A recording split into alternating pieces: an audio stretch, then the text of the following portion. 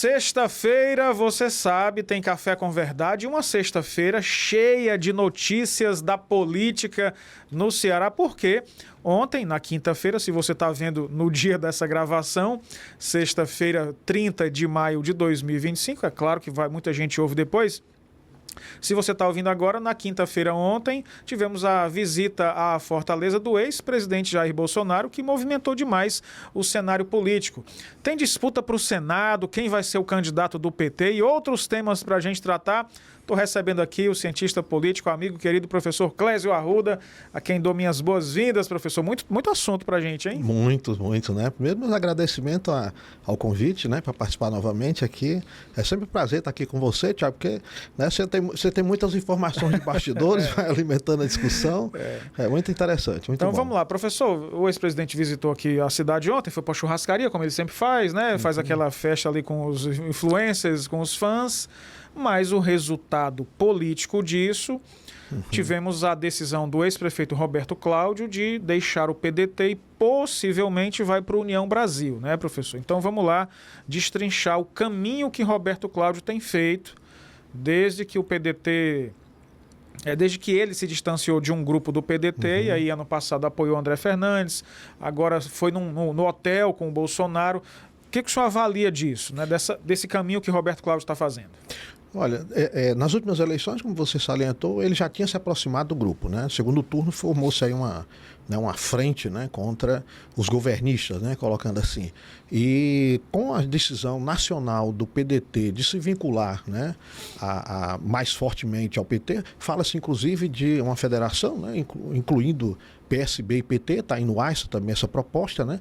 Então, cada vez mais o PDT estaria próximo, né, ao PT, o que criaria dificuldades para a permanência aí do ex-prefeito, né, na chapa do PDT, né, e na legenda do PDT, né? Então, é um político jovem, né, que tinha que buscar aí uma alternativa para permanecer na política, né? Resta saber se foi a melhor decisão para ele, né? Porque os eleitores do Roberto Cláudio, ele tem uma característica meio diversa, né? Não é, digamos assim, um eleitor que a gente pode chamar de radical de esquerda, de direita, né? Tem um perfil mais de centro, né? Você nota aí pela eleição dele, né? Foi uma eleição que quando ele foi para o segundo turno, os eleitores do PT votaram, né, massivamente nele, então tinha também esse viés aí meio centro, né, com eleitores, digamos assim, do antigo PSDB, com eleitores do PT, né? Então é aí algo aí para a gente verificar se isto vai fortalecê-lo como um político ainda, né, atuante e se projetando aí para eleições fortes no futuro, ou se, né, vai ter dificuldades, né? Até porque a gente tem que também atentar para o seguinte: ele está caindo em um outro ninho, né?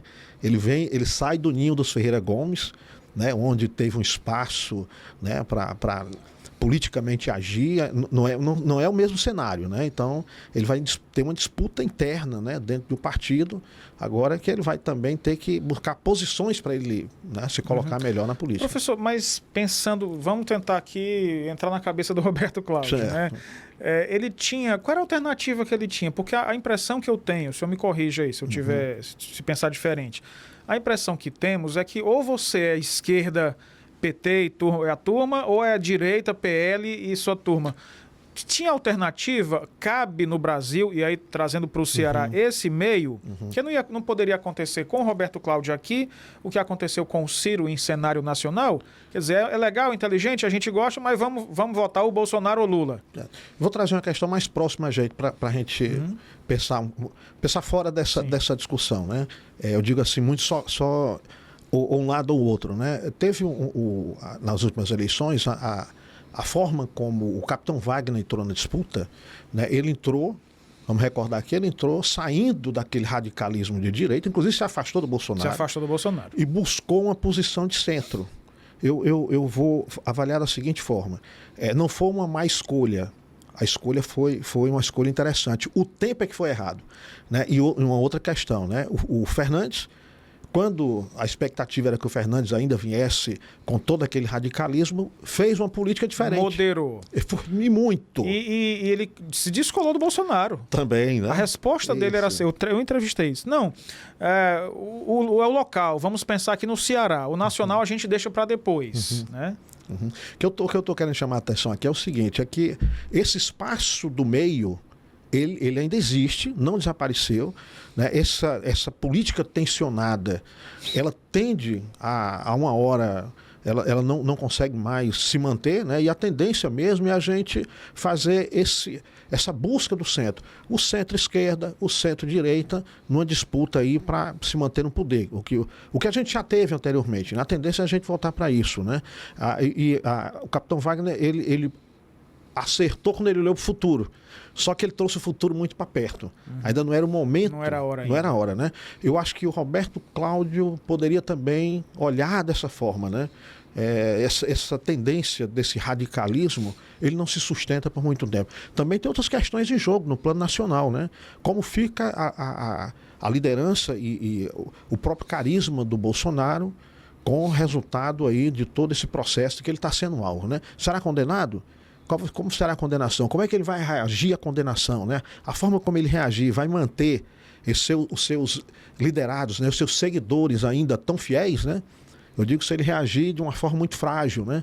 Ele sempre se colocou na política como um machão, Sim. como um valentão, né? E os seus seguidores esperariam isso dele, uma reação forte. Então tem muita coisa aí pela frente, né? Eu acho que o Roberto Cláudio poderia ter tido um pouco mais de calma nas suas decisões, né? De fato, né? Se olhando a situação dele no PDT não tinha como ficar, né? Ir para um partido também para recomeçar do zero é uma luta muito árdua hoje, né? E custosa financeiramente, né? Então ele foi para onde já existe uma estrutura, né? Mas não é algo assim que não vai ter uma vida fácil, né? Vai ter muita luta internamente. O Bolsonaro deu a resposta quando questionado se vai apoiar o Ciro, vai apoiar quem? Ele respondeu sempre: a turma daqui é quem vai resolver. Fale com o André Fernandes. Duas questões. André Fernandes, que já ele e o Carmelo Neto são as lideranças do PL, mas assume uma responsabilidade, um peso maior nessa decisão. E outra, Bolsonaro deu só como a gente diz, um migué, no termo popular, né? Se desvencilhou, mas ele por trás, nos bastidores, vai ter influência, sim? O que o senhor acha? Olha, o Bolsonaro ele ainda tenta, de todas as formas, se manter, e é uma alternativa única para ele, né? Se manter como uma liderança ainda forte de decisões políticas aí nos vários locais do Brasil, né? E isso, inclusive, é o que ele tem, digamos assim, de carta na manga, né? Para redução de pena, né? Para formas alternativas, né? Esse poder político e apoio político, né? Então ele vai continuar sempre tentando evitar distensão, né? Ou seja, o André Fernandes de fato é aquele mais fiel, então ele tem essa confiança no André Fernandes. Agora ele fez um jogo recentemente em São Paulo, que foi muito do quem está ganhando, né? Ele se mexeu muito em função daquele com possibilidade de vencer as eleições, né? Quer dizer, para não sair perdedor. Para não sair perdedor. Então, é esperar também que ele faça esse jogo em outros locais, né? Quer dizer, está aí o André Fernandes, mas chega gente nova, né? Aí na disputa eleitoral pela direita, né? Se houver chance, aí a gente pergunta, o Bolsonaro continua fiel ao André Fernandes ou ele pode, né, fazer o mesmo que aconteceu em São Paulo e em busca de apoiar aquele que está próximo, né, o que tem mais chance de ganhar a eleição?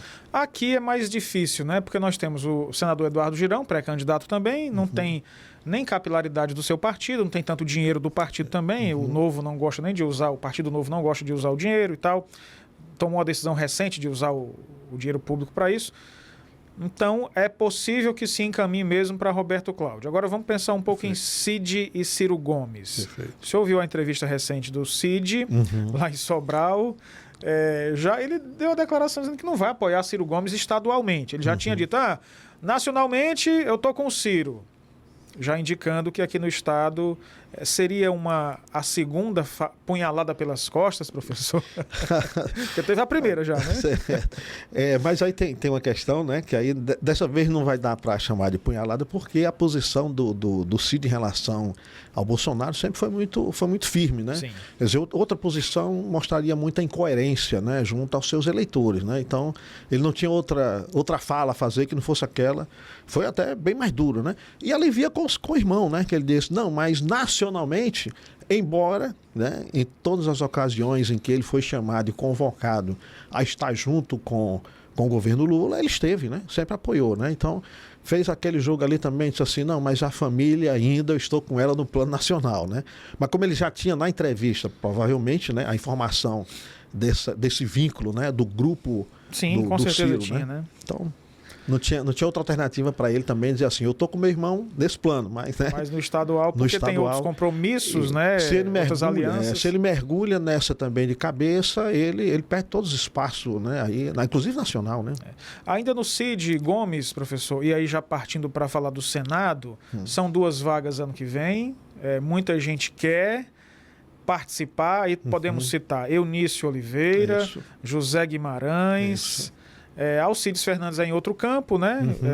Outro do espectro ideológico, mas e como é que fica a situação para esse campo de esquerda? Quem serão os candidatos? Porque temos, se Cid Gomes decidir que vai concorrer, ninguém vai poder chegar e peitar. Não, Cid, não vai ser você, né? Não tem. Como é que fica aí? Temos pelo menos 4. Dentro do PT, já é uma disputa, Luiziane e Guimarães, para ver quem é o candidato ou a candidata. E no mesmo campo, Eunício, que tem muita força, Guimarães, Cid. Como é que fica o Senado, professor? Então, vamos tentar aqui depurar um pouco, né? Com relação a Luiziane, a gente não pode nunca deixar de esperar que ela entre na disputa. Né? Digamos assim, é uma política que está sempre buscando protagonismo. Então, ela não perderia a chance de entrar nessa disputa, embora não tenha chance. Né? Na verdade, a decisão para os candidatos à esquerda, ela vai passar muito pelo que vier do plano federal, né? A grande disputa que o PT vai ter no plano nacional é ter, não pode ter maioria, mas ter uma boa representação no Senado, né? Se ele perde também aí tem uma distância muito grande e ele perde uma certa influência dentro do Senado, aí a direita deita e rola, né? Então a alternativa que tem para o PT é construir uma boa bancada na Câmara Federal, mas também se cuidar com o Senado. Né? Então ele vai buscar aqui nos locais aqueles que podem ter não só a possibilidade de ganhar, mas ganhar e ter um posicionamento forte a favor de uma governança, de aí um possível segundo turno ou do Lula ou de um outro candidato do PT. Né? Então o que decidirá o candidato da esquerda é essa participação influente na Câmara Federal, né? Ou do Senado Federal. Luiziane, certamente, ou Guimarães, um dos dois, ele vai ter a disputa interna, né? Um dos dois teria esse posicionamento. Eunício, me parece que tem uma relação muito boa com Lula. Boa. Assim como o Cid. Assim como o Cid, né? Mas o Cid, eu acho que a impressão que temos também é que o Cid tem mais opiniões próprias e quando as defende, não negocia, né? Não esquecer também que né, o Eunício, ele esteve, né, na época do impeachment da Dilma, ele teve uma participação ali favorável, inclusive, à forma como a Dilma saiu do governo, né? Não ficou inelegível, né? Teve ali uma influência muito grande do Eunício, né? E no campo da direita, deve ser mesmo Alcides Fernandes, o candidato, professor? E aí com o voto de Ciro Gomes? Ciro Gomes já disse que está junto, né? Ele já disse, né? E aí eu acredito que ele deva manter a palavra, né? Vamos ver aí ainda, né? Como saem as próximas prévias, né? Se tem de fato, né? Possibilidade mesmo, digamos, porque tem sempre, né, essa necessidade até para estimular os financiadores de campanha, né? É uma eleição, né, majoritária importante, né? São 2 candidatos, mas os financiadores eles buscam, né, muitas vezes independente de ideologia, né, mas é aquele que pode favorecer aí, né, os meus interesses locais, né. Então vamos esperar também aí as prévias para verificar se não se estimula, né, ou seja, se ele aparecer nas pesquisas de uma forma muito frágil, deverão ser feitos os ensaios, né. Ainda estamos longe, né. Né? Estamos longe, são os primeiros... mais de um ano ainda. Mais de um ano, frente, né? Então, é a possibilidade. Por enquanto é essa é a aposta, né? Nós estamos aqui nesse Café com Verdade conversando com o cientista político, o professor Clésio Arruda, sobre os recentes episódios políticos aqui na capital cearense que reverberaram para todo o estado. Agora, 2026, vamos falar do governo do estado agora, a corrida pelo governo. O governador Elmano certamente vai ser o candidato do PT, né? Eu estou dizendo certamente porque... se você for o mesmo que aconteceu com o Sarto, né? O senhor até falou aqui, se o Sarto não é candidato, é um atestado de incompetência para os adversários. Então devemos ter Eduardo Girão, Elmano de Freitas, Roberto Cláudio deve mesmo ser esse nome, né? E aí, professor, pensando nessas composições, de onde viriam as forças no interior para apoiar Roberto Cláudio? Porque o governador Elmano vai ter as prefeituras todas do PT, as do PDT sob Cid Gomes. E aí, onde seriam os bastiões para Roberto Cláudio? Sobral com Oscar, Juazeiro com Gleidson, e é isso mesmo? Dois grandes colégios eleitorais, né? Fortaleza, né? Tem sempre o legado, né? De uma boa prefeitura, né? Embora isso não tenha reverberado na eleição. Na eleição para o governo. Para o governo, né? Lamentavelmente, ele não. Nem todos sabem, né? Ou tem maestria para transferir, né? o seu capital político, né? Sim. Parece que o Roberto Cláudio teve aí uma certa dificuldade, né? Mas né? Você trouxe aí também uma outra informação, né?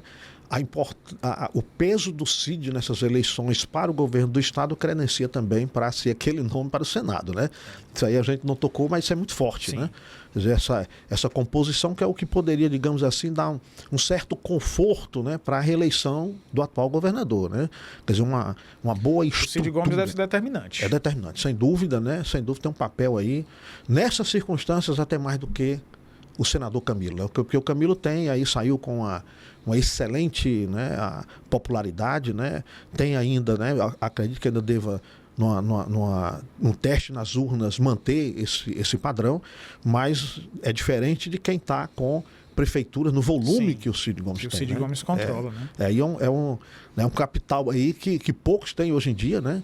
E é um político está se transformando, né, dos últimos que a gente tem na história, com uma habilidade, né, muito boa de fazer articulação. Então acredito que você cantou a pedra, né?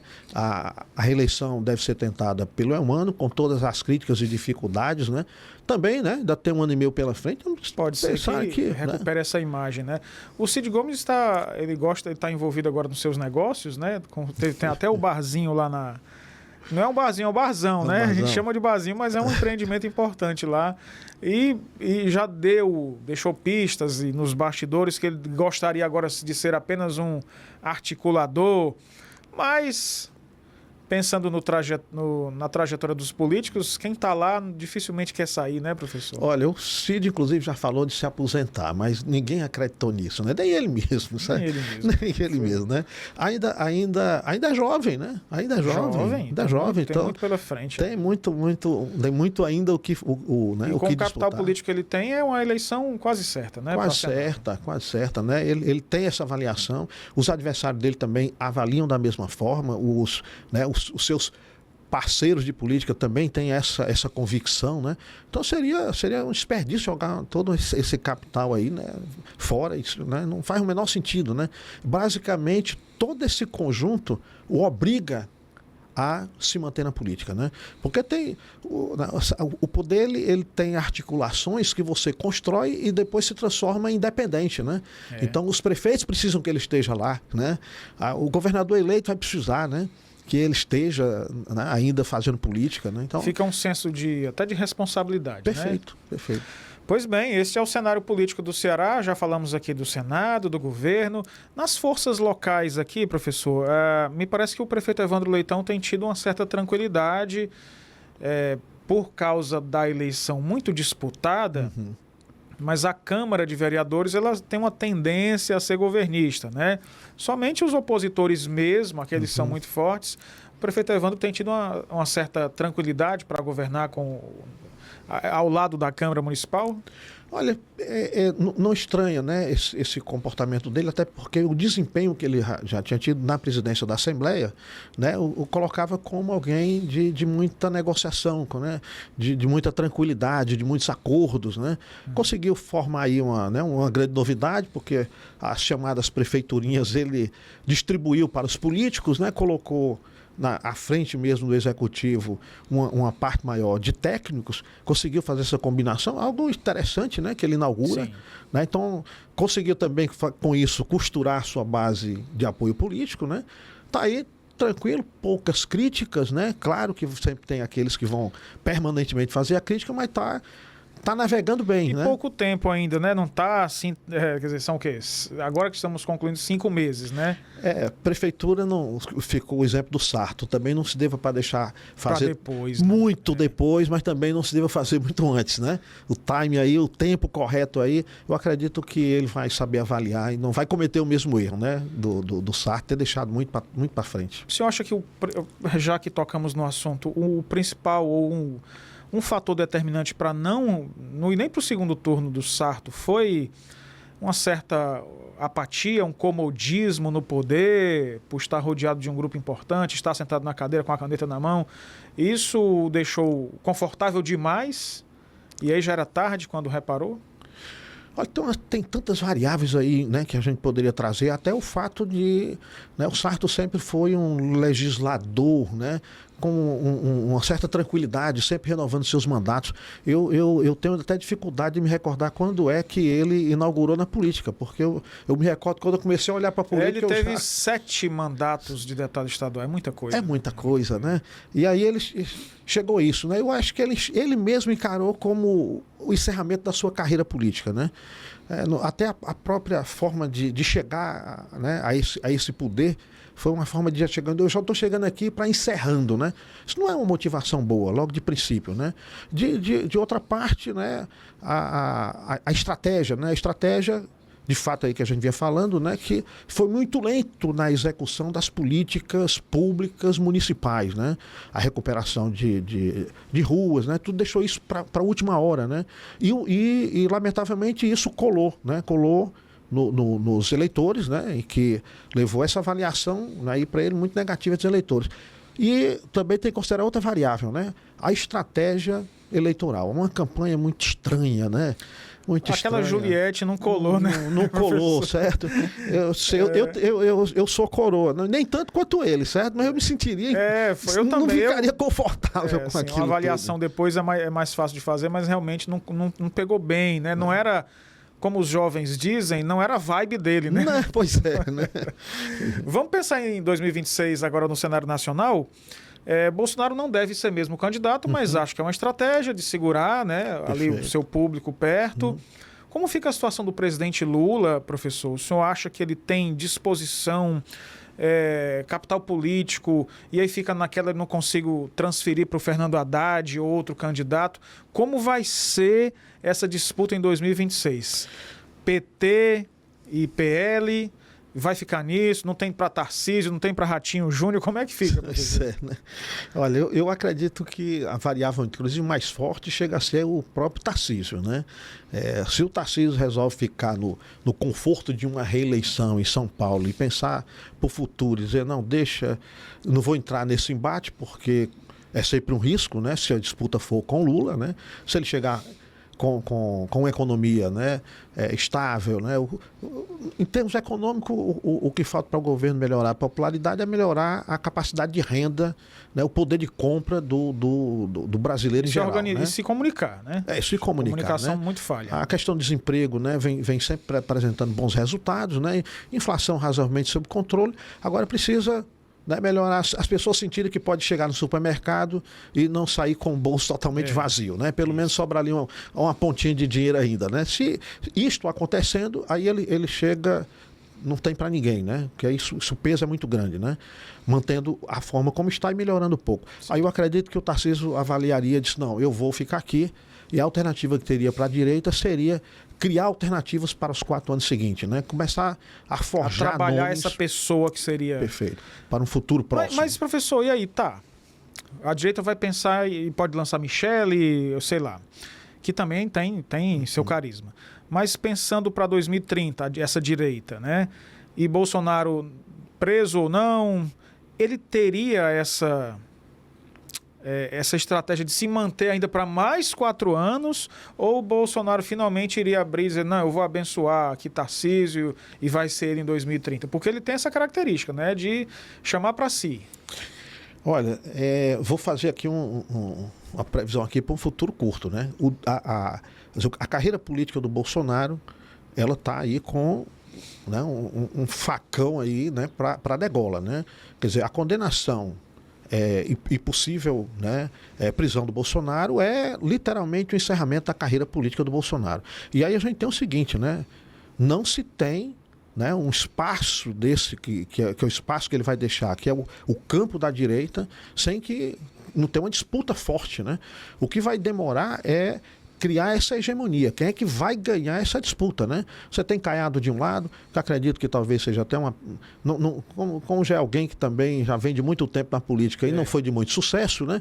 Acredito que um personagem como Tarcísio, né, muito mais forte, né? Devo surgir outras lideranças aí, inclusive alguns deputados que começam a se projetar, disputando esse campo, né?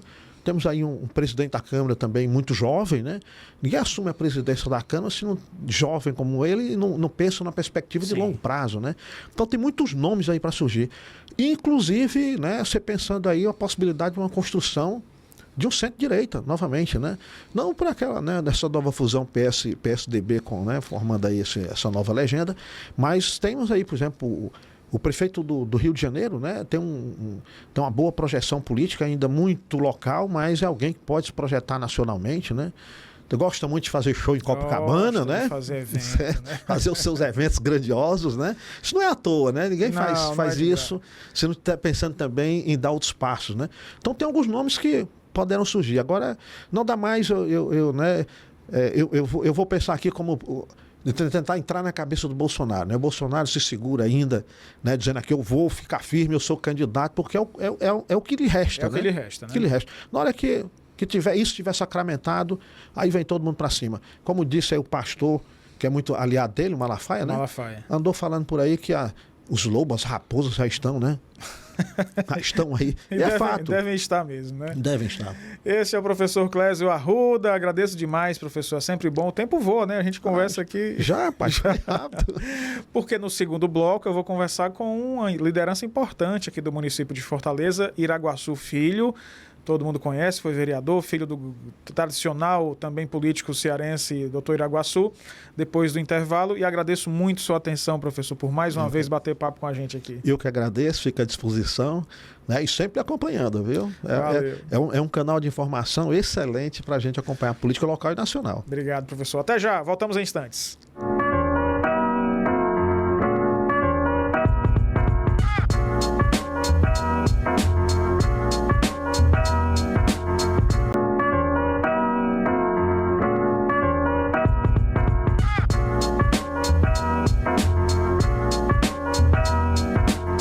Voltamos aqui com o nosso Café com Verdade, continuando no tema político, como eu anunciei. Estamos recebendo aqui Iraguaçu Filho, um tradicional, de família tradicional política aqui do nosso estado, filho do querido doutor Iraguaçu Teixeira, que era uma pessoa muito querida e está aqui conosco. É um prazer recebê-lo pela primeira vez aqui no nosso podcast. É um prazer, Iraguaçu. Tudo bem? Tudo bem, Tiago. Tudo bem a todos que estão nos assistindo nesse momento. A gente fica muito feliz. Estou à disposição para que a gente possa conversar os diversos temas, né? E a política, como você disse aí, é um tema que chama muita atenção. E eu sempre gosto de, quando tem a referência ao meu pai, falar do meu orgulho, da minha alegria e felicidade, de não somente ser filho dele, de levar o nome dele. E onde eu chego é uma referência de uma pessoa íntegra, de uma pessoa correta, decente, que foi 28 anos vereador em Fortaleza, sem nenhuma mácula, ou seja, dando exemplo de como deve ser o político e o comportamento do político. Certamente, o nome dos mais importantes da política cearense, doutor Iraguaçu. Então vamos lá, vamos falar um pouco do PDT. Recentemente, aliás, de uns 2 anos para cá, ou 3, acho que em 2022 em diante, o PDT começou a sofrer problemas internos, disputas. Aquela eleição para o governo do estado foi problemática após o racha do PT e agora, com a recém-anunciada saída do ex-prefeito Roberto Cláudio, do partido. Como é que está o clima interno do PDT, que é um partido que tem bandeira, tem história, tem suas pautas muito definidas. Internamente no partido, como é o clima hoje, depois de saídas, disputas e tudo mais? Não, eu vou lhe responder exatamente com parte da sua pergunta. O partido tem história, tem bandeiras. Então, a instituição PDT ela é muito maior do que todo e qualquer dos seus filiados, né, que estejam atualmente filiados ou de alguns que já passaram pelo partido. O momento realmente, a turbulência vem desde 2022, quando dá a definição exatamente da disputa ao governo do estado, quem era o candidato que o PDT iria definir. Né? Teve toda aquela celeuma, que é a história acho que todo mundo sabe, e naquele momento a definição do ex-prefeito Roberto Cláudio foi a definição da maioria dos membros do partido e foi o candidato que o PDT apoiou e gerou aquele racha com o governo estadual na época, o governo do senador, atual senador Camilo Santana. E aí realmente o clima interno no PDT ficou um clima assim bem confuso, complexo, difícil, tenso. O ano de 2023 foi um ano muito tenso, de várias situações conflituosas, até que nós tivemos também, depois da saída de alguns grupos políticos. Mas, enfim, isso faz parte da vida política dos partidos brasileiros. E é como eu disse, o PDT é maior do que tudo isso. É maior do que todo e qualquer grupo político que já passou por lá, maior do que todo e qualquer pessoa que já teve mandato pelo partido, e ele vai continuar seu trabalho, vai continuar a sua lógica. Quando o Brizola morreu, disseram que o PDT ia se acabar. Ia se acabar, me lembro. Né? Você lembra disso? Disseram que o PDT ia se acabar. E o PDT continua aí vivo, continua forte, continua com o seu legado, porque a sua fortaleza é muito maior nas suas bandeiras, nas suas lutas, na sua história.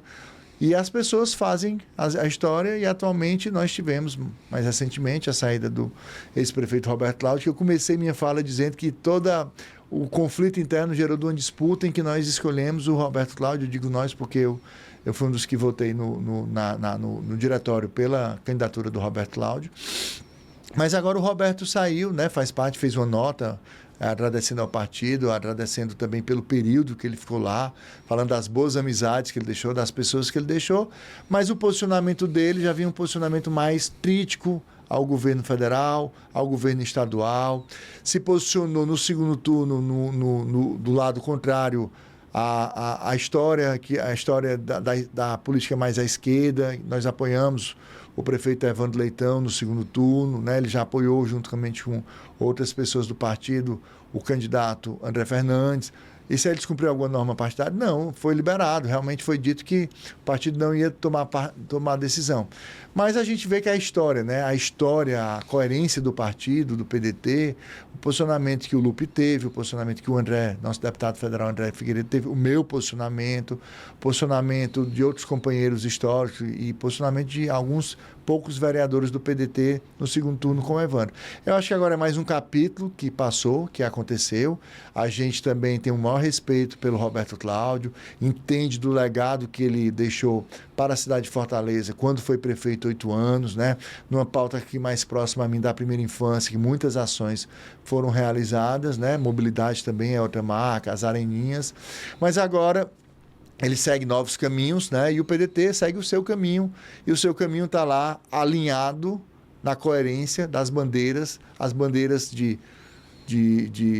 da Leonel Brizola, né, de Darcy Ribeiro, né, lembrando ali do trabalhismo mais antigo da era Vargas, né, do PTB, do original PTB, que hoje nem existe mais, né, acho que foi extinto o PTB, ou foi absorvido, foi feita uma fusão. Então a gente vai continuar nessas bandeiras, as bandeiras do trabalhismo, da defesa do trabalhador, a bandeira de uma educação de qualidade e tentar apoiar governos que tenham a visão progressista. Estamos conversando aqui com o Iraguaçu Filho, também que está na SEUMA, na Secretaria do Meio Ambiente, do Urbanismo e Meio Ambiente, como secretário executivo. A CELEUMA, a qual nós nos referimos, foi em 2022 que a governadora Isolda Sela, diziam seus apoiadores, tinha o direito natural de ser a candidata do partido ao governo do estado, mas o partido escolheu Roberto Cláudio. Mas foi escolhido num momento democrático, dentro dos procedimentos do tudo partido. direitinho, né? Assim como o próprio PT fez ano passado na escolha se ia ser Evandro Leitão, se ia ser Luiziane Lins, para a escolha de quem ia concorrer.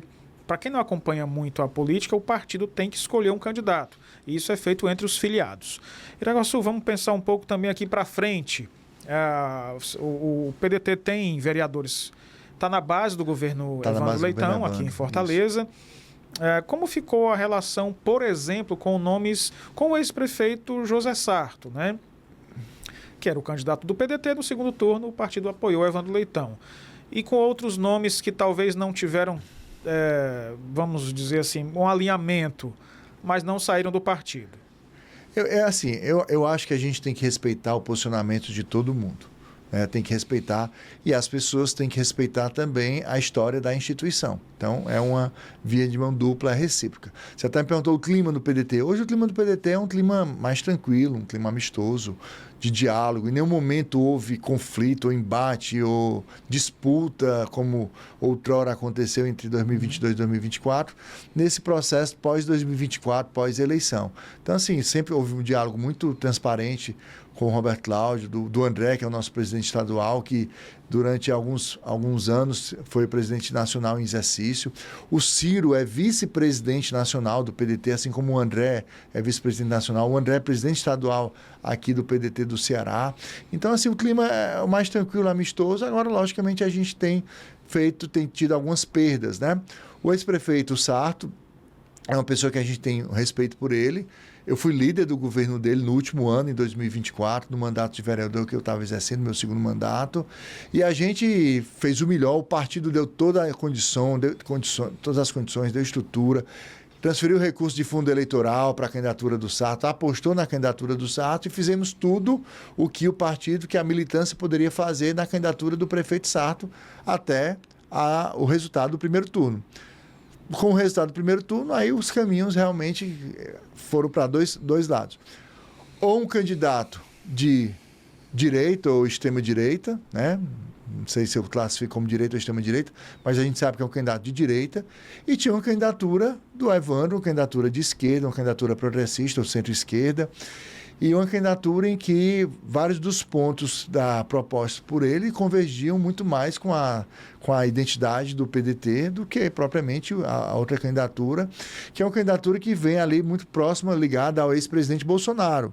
E o nosso presidente nacional do PDT, o Lupe, já disse, com bolsonarista, com candidatos do PL, candidatos do Bolsonaro, a gente não se alia. Pode até, eventualmente, em algum momento, alguém nos apoiar. Agora, o PDT apoiar, não vai. Então, nessa tomada de decisão, a gente hoje tem o PDT que acabou elegendo 8 vereadores. Eu posso dizer que tem 6 vereadores que estão na base, né? Mas tem 7 que tem feito também um diálogo ali mais próximo, porque tem a situação do vereador Henrique, né? Jânio Henrique, irmão do deputado Antônio Henrique. O deputado faz uma oposição mais forte ao governo humano na Assembleia, e o Jânio tem lá conversado juntamente com os outros 6 vereadores que estão já assumidamente na base. Ali tem conversado com o prefeito Evandro Leitão quando tem as reuniões, né? Mas para você ter noção que o PDT tem esse diálogo interno e esse respeito, o vereador Pepecel, um vereador que já se posicionou à direita, já se posicionou ali, votou no André Fernandes, já se posicionou muito próximo às ideias da direita, do bolsonarismo e tudo, mas mesmo assim nas reuniões internas do partido ele vai, participa, expõe o lado dele, expõe as razões dele, e o respeito da diversidade é esse agora. Oficialmente, institucionalmente, a gente aceitará qualquer movimentação, posicionamento pró-direita ou Bolsonaro? Aí não, porque é a história do PDT. Mas isso tem acontecido com um diálogo muito tranquilo. Vamos falar agora do seu cargo atual, secretário executivo da SEUMA. Primeiro explica para a gente, Iraguaçu, as atribuições da SEUMA, Secretaria de Urbanismo e Meio Ambiente, porque eu acho que a população às vezes não tem muita intimidade do que os órgãos desempenham. Pronto. O que a SEUMA faz? A SEUMA é uma secretaria extremamente relevante e estratégica para o desenvolvimento da nossa cidade. Eu estou dizendo isso e não estou dizendo que as outras não sejam, não. Mas para o desenvolvimento da cidade, a SEUMA ela é fundamental. E esse desenvolvimento deve ser acompanhado da sustentabilidade.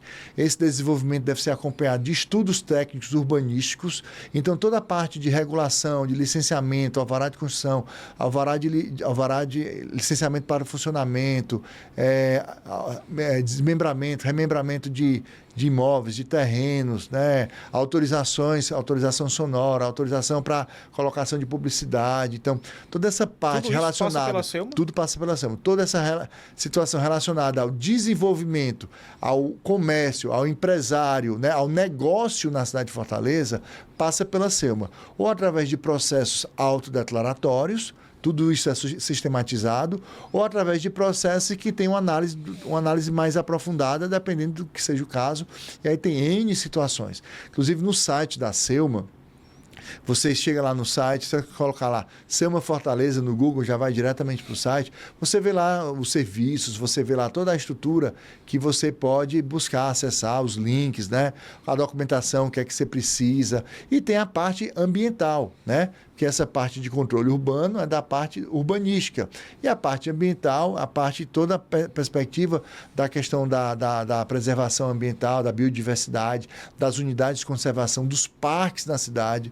Poucas pessoas sabem, mas nós temos 24 parques oficializados no município de Fortaleza. Nós temos, se eu não me engano, 5 unidades de conservação do município de Fortaleza. Talvez aquela que a gente tenha mais conhecimento, que tenha mais propriedade, seja da Sabiaguaba, mas nós temos outras áreas de relevância de biodiversidade na cidade. Nós temos toda a parte de educação ambiental, a questão das mudas, e tem projetos relacionados ao desenvolvimento da cidade e também monitoramento do ar, a água nas lagoas, alguns nos rios que cruzam Fortaleza, enfim. Tem todo um trabalho relevante, grande, é uma secretaria que tem uma potencialidade enorme e é uma secretaria que tem se mostrado muito relevante para o desenvolvimento e para que o PIB de Fortaleza cresça de uma forma assim exponencial, né? E a nossa perspectiva, a orientação que o prefeito Evandro nos colocou é que a gente dialogue bastante com a cidade, né? Com os urbanistas, com os ambientalistas, com os empreendedores, com a população, com o cidadão, com as pessoas que procurarem a SEUMA, que a gente tenha esse diálogo permanente, que a gente busque agilidade, que às vezes é uma reclamação mais recorrente da população, e eu acho, Tiago, você já deve ter escutado isso. Hoje mesmo eu tive um momento, uma reunião que eu falava isso para os servidores, diálogo, agilidade, sem perder o rigor técnico. Porque a legislação ambiental e a legislação urbanística é aquela legislação que ela tem que ser cumprida. Deve ser cumprida.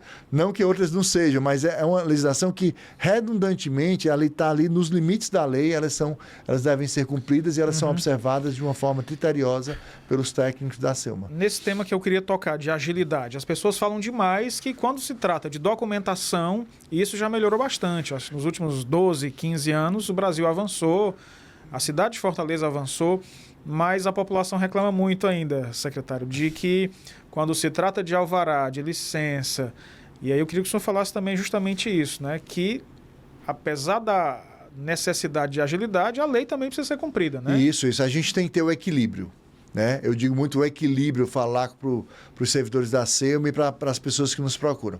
O equilíbrio entre a necessidade da agilidade, que é importante, porque assim, quando eu digo agilidade, eu não digo que você tem que resolver o processo em uma semana. Eu digo que se o processo está faltando documentos, eu acho que em 48, 72 horas, da hora que você recebe aquele processo, você já faz uma avaliação prévia e já vai verificar se a documentação foi apresentada na sua integralidade. Se não foi, notifique e pede o complemento. Você diz, está faltando aqui na construção civil o plano de gerenciamento de resíduos da construção civil. Olha, está faltando a RT aqui do profissional. Está faltando aqui o projeto arquitetônico que não foi juntado. Está faltando aqui algum documento relevante. A matrícula do cartório, ela está incompleta. Não foi essa matrícula, ela não condiz com a realidade das referências do terreno, do imóvel. O IPTU não está batendo na cartografia com o que a matrícula diz. Então, essas análises e os profissionais, eles têm uma experiência extraordinária e têm muito conhecimento, né? Eu sempre destaco aqui a relevância e a competência e o conhecimento e a qualificação dos profissionais da SEMA. Mas isso tem que ser informado logo à população.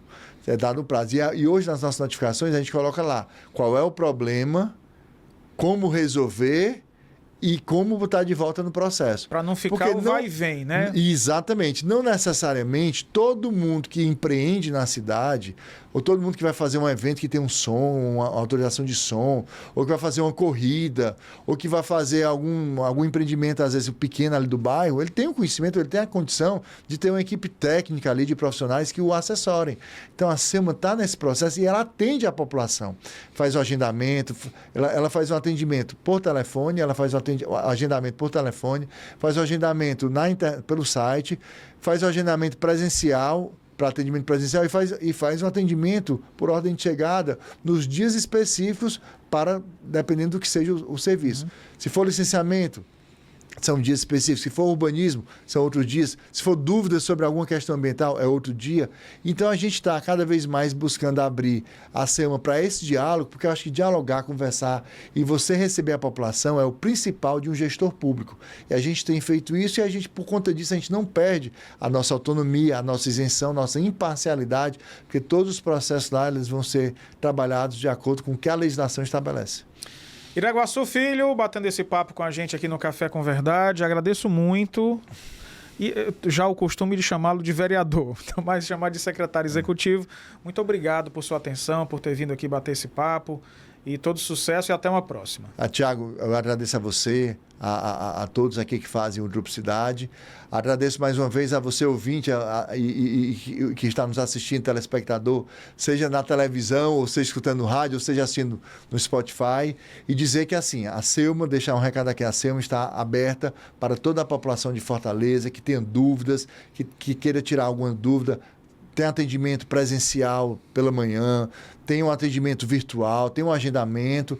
E o nosso grande objetivo é a agilidade, né? Mantendo esse diálogo, sem perder o rigor técnico e, acima de tudo, ajudando no desenvolvimento da cidade, porque quanto mais negócios nós tivermos aqui, quanto mais negócios tiverem regulares e que gostaríamos e queremos que todos estejam, né? Nós estaremos aqui contribuindo para a legalidade, estaremos contribuindo para o desenvolvimento sustentável, com a preservação ambiental e com o respeito à biodiversidade, lembrando que a gente passa por momentos difíceis na questão das mudanças climáticas, então todas as ações de adaptação e mitigação que a gente possa fazer, a gente estará buscando também parcerias nacionais e internacionais.